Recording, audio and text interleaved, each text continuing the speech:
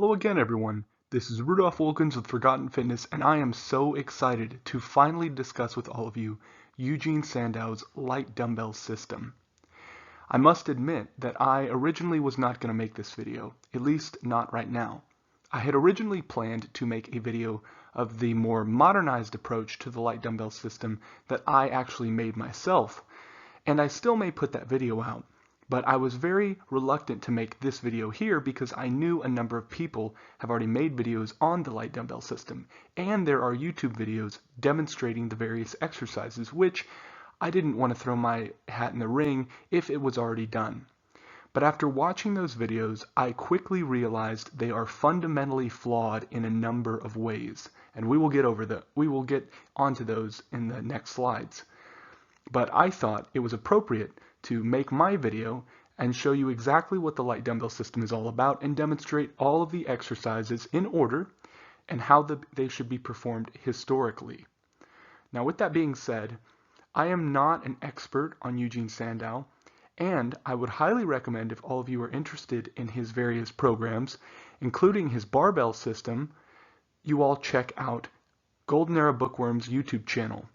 Carlos is the creator of Golden Era Bookworm, and he makes fantastic videos on Bronze Era bodybuilding, which he has dubbed this time period, the turn of the century with the circus strongmen, as the Bronze Era. And I would highly recommend all of you go over to his YouTube channel and check out his various videos. In fact, I will drop a link to his light dumbbell system video, and from there, in the various recommended videos, you should get other videos about Eugen Sandow. He's made a number of them. I will not really be going over the science of the program here, nor will I be going over the various warm-up exercises he has in the book.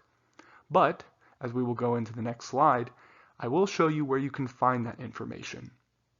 If any of you have any questions about this, or any of the exercises involved in this program, do let me know in the comment section below. And with all that out of the way, I hope you all enjoy this video. As I mentioned in the intro slide, I was going to tell you where to find the warm-up exercises before you begin the light dumbbell system.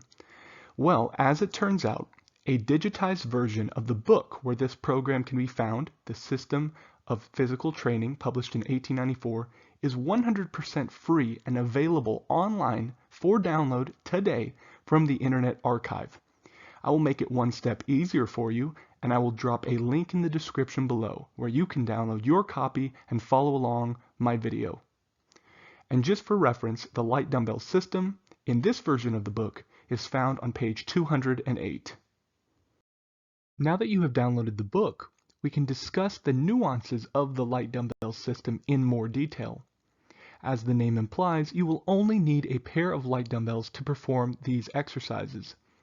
The recommended weights are as follows.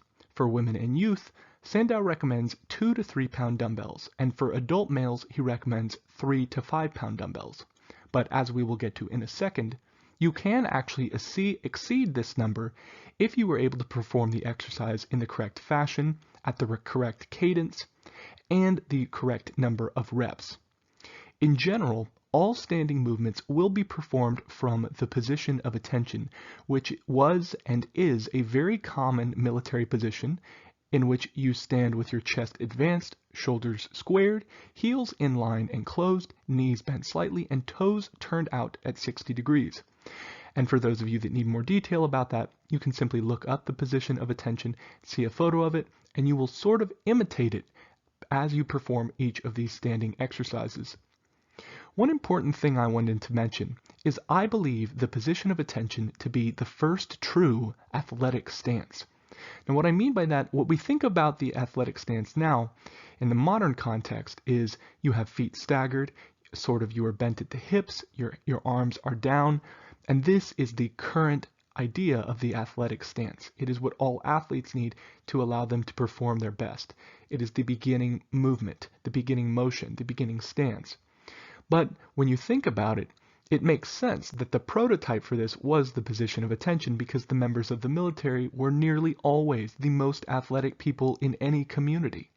They worked out in various different forms, they had amazing cardio and endurance, and they put themselves through various stressors to prepare themselves for combat. So it makes a lot of sense that the athletic stance began with the position of attention. For all the movements here, you will inhale when the arms and legs are drawn in and the action is being performed, and you will exhale when returning to the starting position. You will perform each exercise slow and make sure to contract and flex during each rep. You are not going through the motion extremely fast and trying to get done with as fast as you can, because regardless, it is not a program that takes very long. It is 17 exercises, but it is a single set, and it can easily be performed in 30 minutes, even when performing each rep very slow and contracting the muscles. And this is very important because you need to pit your muscle against your muscle when you are using weight that is so light. You are putting your body against you in this case to add resistance. In many ways, you could think of this like the dynamic tension program by Charles Atlas. It is very similar.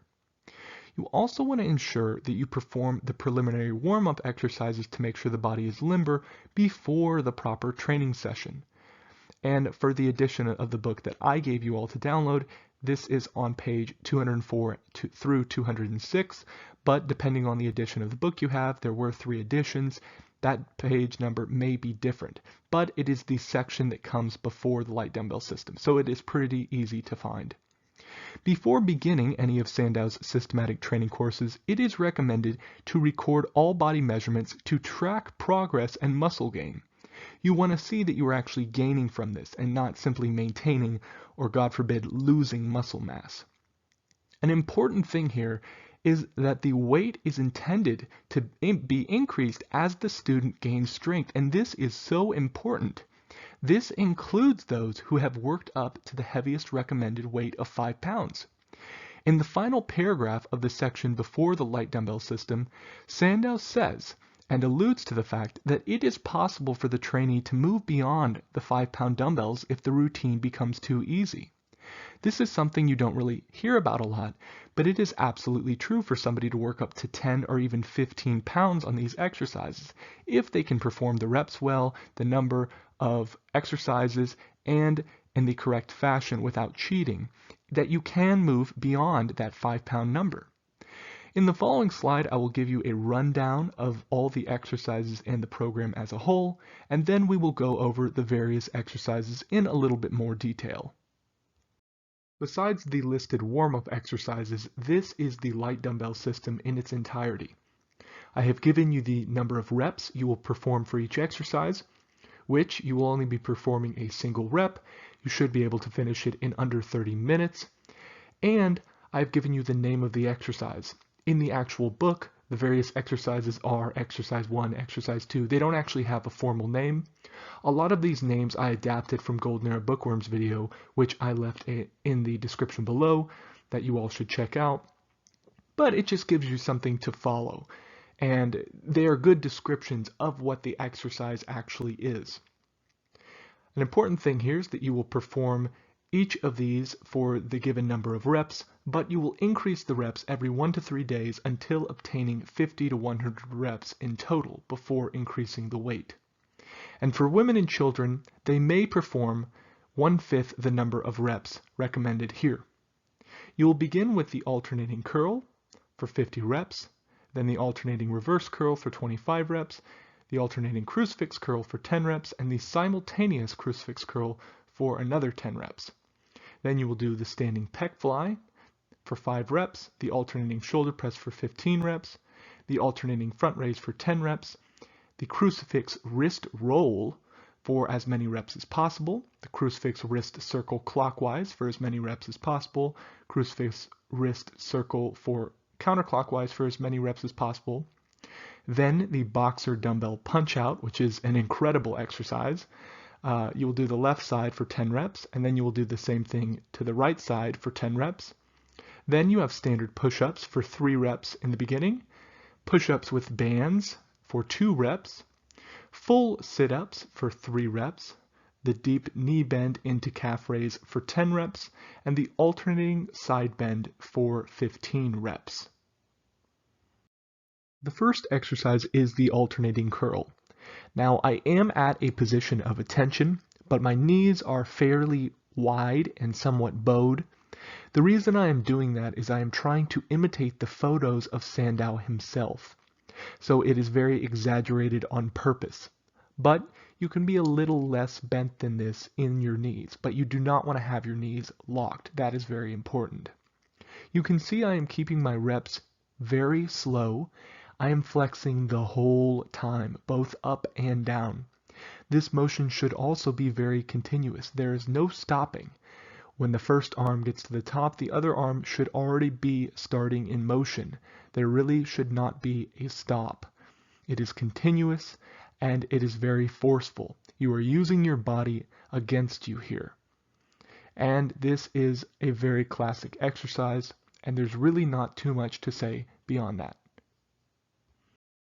So the second exercise is the alternating reverse curl, fundamentally identical to what we just did, except now your palms are facing forward at the top, so your hands are flipped. But again, you are pitting muscle against muscle and flexing.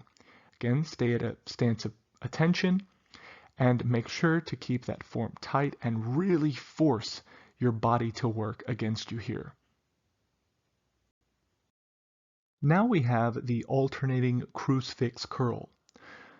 Now you still will be standing at a position of attention, but this time your arms will be out to either side of you with your palms up in this fashion, a crucifix fashion, and you will be bringing one arm and curling it so that the top of your hand ends up over your shoulder.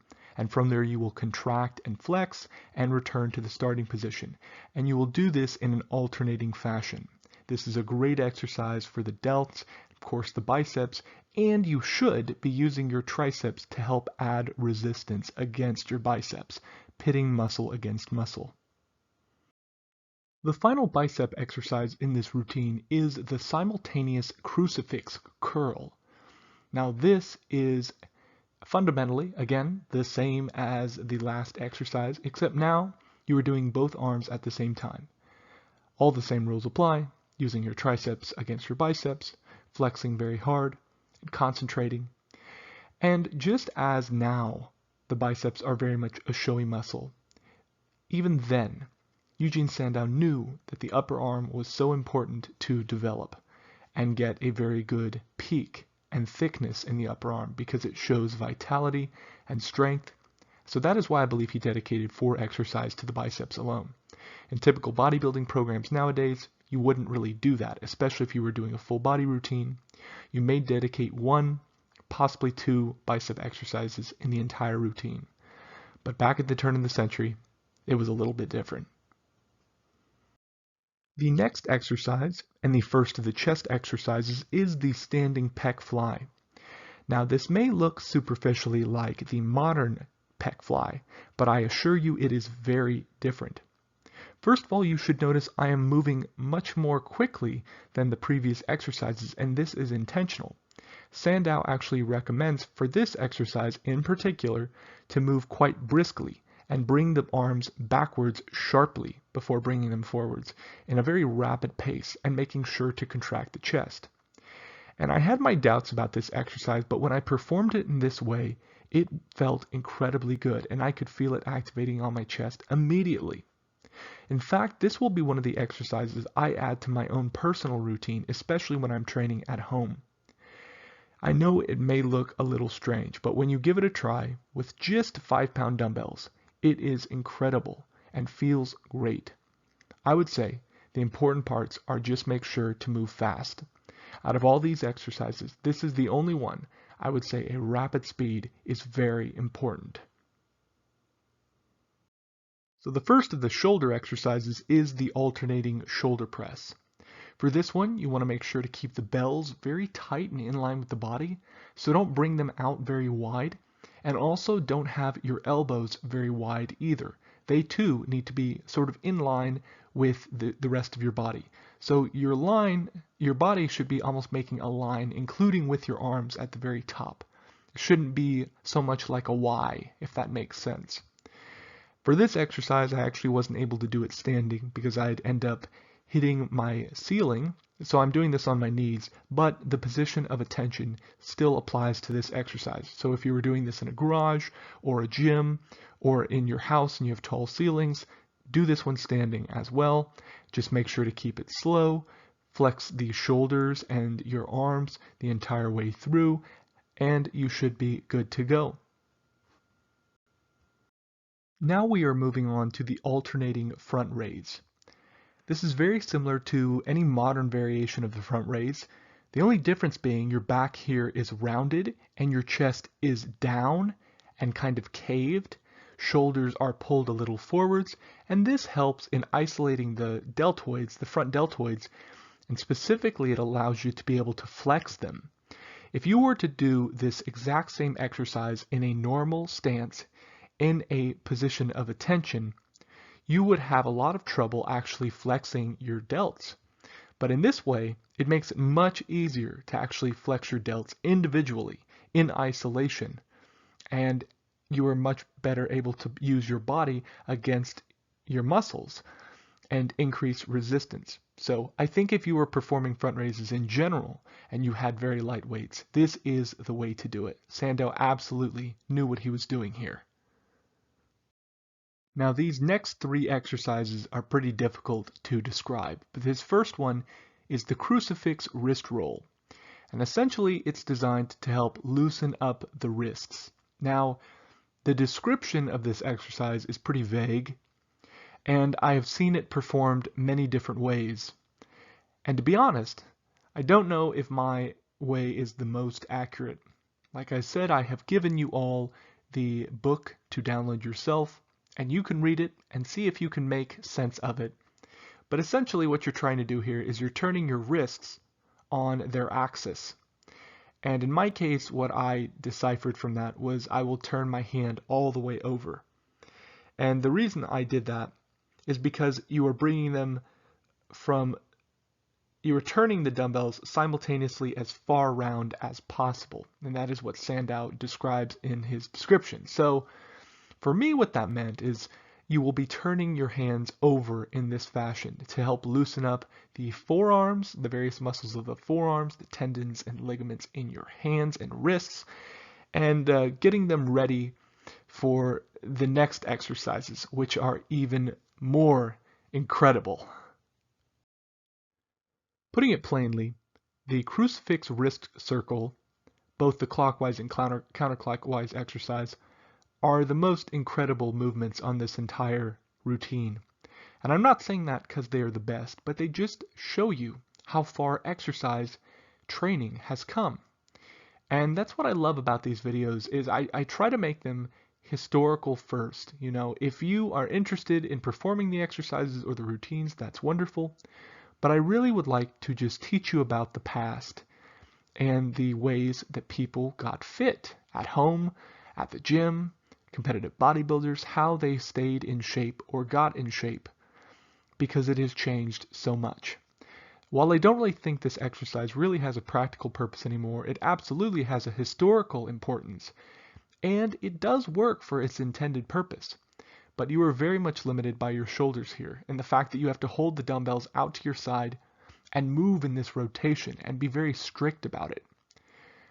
In this case, what you're doing is you are holding the bells at one side, and you are turning them in a clockwise fashion, which in this case means you will bring the bells back and around and back and around and twist at the wrist.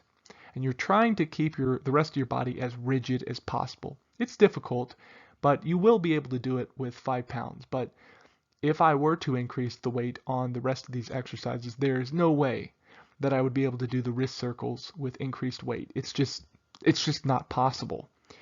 That being said, I absolutely would say if you were doing this routine, do it authentically and do perform this exercise because it does have value, both historical and it does work its intended purpose.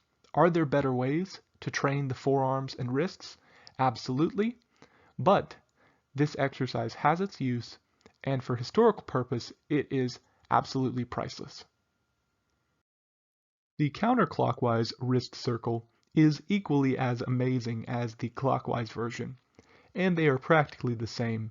The only difference being now you will be bringing the dumbbells up and around, forwards and in front of you, back down in a circular motion. You're keeping the arms as rigid as possible and trying to just move at the wrists. couple days ago, I posted this exact video of the boxer dumbbell punch out to my Instagram feed, and you all seem to get a kick out of it. I'm proud to announce that I am likely the first person on the internet to ever have this exercise performed in its historic fashion. Essentially, it is a modified military drill where you are turning a quarter turn to whichever side, in this case it's the left. You will be stepping out with the opposite leg and kicking and punching out, in this case with the left arm, the same side you turn to. So you will be kicking out with the right leg, punching out with the left arm at the same time, retracting that, turning and going back to your starting position. Now, I am a visual learner, and this is definitely a hard exercise to explain in writing and even through speech. So I hope with this demonstration I am able to help all of you out. Just as with the wrist circles, you will be doing the boxer dumbbell punch out on both sides. So after you do the left side, you will now do the right side and follow the same pattern and motions. And again, this is from a slightly different angle, so I hope this video is able to help you out in your performance of this exercise. Now we come to the very humble push-up. The push-up is a staple exercise even to this day. In this version, you will have your hands pretty close to your body, right underneath your body that is, your elbows tucked tight, and you want to, before you even start doing the exercise itself, kick off with your toes slightly so you're leaning forwards. And this helps put a lot of strain on the chest even before doing a single rep, the triceps as well, and that is how Sandow recommends doing the push-up. Of course, really great exercise, a staple exercise for the chest, and definitely one that deserves to be in this routine. A lot of you must be thinking that I made a modification to this routine, but in fact I did not. Push-ups with bands is exactly the exercise you will be doing. The only difference is that the bands in the original routine were held in a wooden contraption which put pressure on Sandow's neck more uniformly, but it was essentially the same thing. Rubber elastic tubing has been around for a very long time and predate really popular circus strongman of the late 19th century, but the way it was used was a little different. In this case, it was hooked up to a machine, and it wasn't used individually like this. But since I don't have a machine that uses rubber tubing in that fashion, this is how I ended up doing it. But it is very similar and practically identical in terms of resistance to what Sandow and contemporaries would have used at the turn of the century. So you shouldn't worry about the historical accuracy here because it is true to form. The major ab exercise of this routine is the full sit-up. For this exercise, you will have the dumbbells placed behind you with your arms straight out, and you want to hit a semi-vacuum in this position if you can, and you'll have your feet propped under something. In my case, I am using a Nordic hamstring curl device that fits under the door, and I simply have my feet locked into it so that I can keep my legs straight and get that full range of motion all the way down and all the way back up. And as you can see, I'm making a semicircle with my arms, touching my toes, contracting and going slow back down, really working on the contraction of the abdominals. This is a great sit-up variation. It is still being performed today, and a very similar variation with a weight plate was used all the way up until the golden era of bodybuilding. So it's an effective sit-up variation, that's for sure. The deep knee bend is a real classic exercise. In this particular version, you are going all the way down till only the balls of your feet are on the ground, so the rest of your foot should lift up. You should be all the way down and rise all the way back up onto your toes. Now this exercise requires quite a lot of balance, but it is a really fantastic leg exercise if you don't mind the balancing aspect, because when you do have the dumbbells in the side of your hands, and at your side, they sort of tip you one way or another. And the fact that the only thing contacting the ground is the balls of your feet, it does make it kind of difficult. But that being said, it is quite rewarding. And even if you didn't use weights, this is a fantastic calisthenic leg exercise. but the weights just make it that much better, and it is a welcome leg exercise in this routine. And we've come to the final exercise of the routine, the alternating side bend. This is a very similar exercise to what was done in the silver era of bodybuilding to help work the obliques and serratus muscles. The only difference here being you will actually pull the dumbbells up slightly when you get to the top. This exercise, as well as the others, of course, you will be contracting, so really kind of cramp the side of your abs and go all the way down and try to get as close to your knee as possible with the dumbbell. And that concludes this routine.